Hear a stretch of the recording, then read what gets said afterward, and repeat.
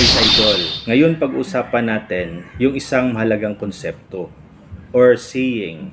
It says, "Obey first before you complain." Alam nyo, ito po ay ginagawa ng mga law enforcement officer natin. Most especially yung mga military, police, or any other law enforcement agency dito sa ating bansa. This is usually emphasize the importance of following instructions, orders coming from higher officers, commanders, before complaining, before raising any concern.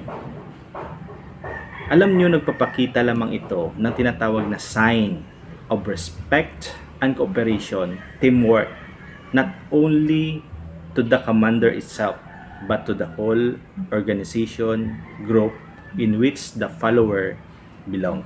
Guys Idol, ibig sabihin nito, ito po ay isang way of demonstrating respect for authority sa ating mga leaders, higher officers, commanders, or those who are giving instructions.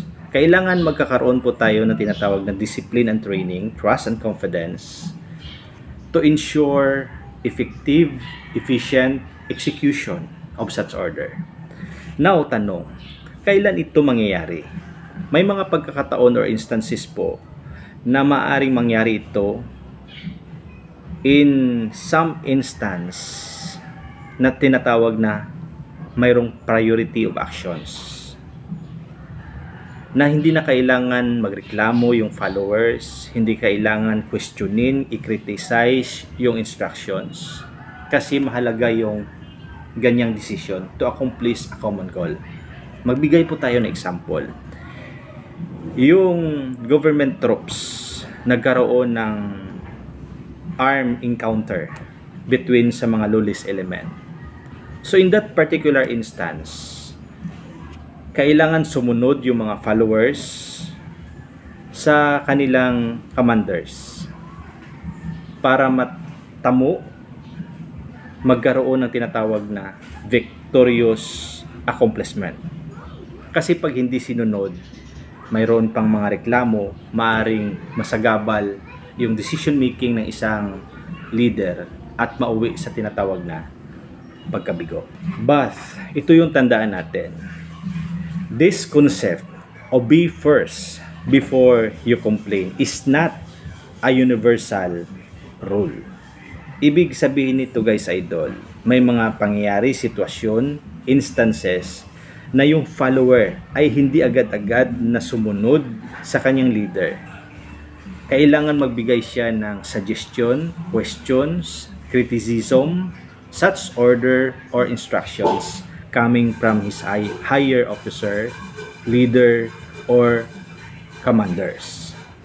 Especially if the action is not immediate or nangangailangan ng isang matagalang plano, strategic plan. Kung naramdaman ng isang follower na yung instructions or order is masasabi nating labag sa batas, unlawful na tinatawag, kailangan bang sundin? Hindi. Kasi tandaan natin guys Idol, pag sinunod mo yan, tandaan natin, crime is certain. You will violate the law. You will violate the law as well as your leaders. It will affect the image of the organization you belong.